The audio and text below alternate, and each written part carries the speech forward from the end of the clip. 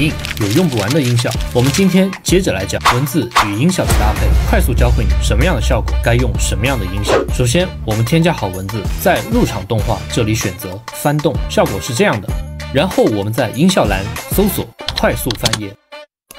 我们截取这个音频的一小部分，使它与我们的文字动画时长匹配，那么就得到了这样的效果。那如果是相同的出场效果，我们又该怎么去找到合适的音效呢？我们在素材库找到一个没有音效的素材，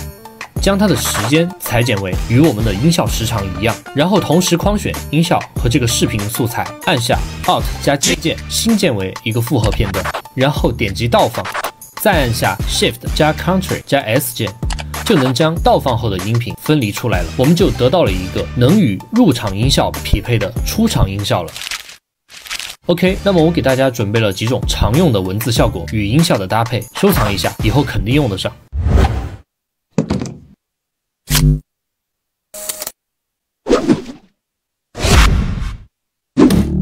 还有一个是打字机的音效，我们搜索打字机键盘敲击声2，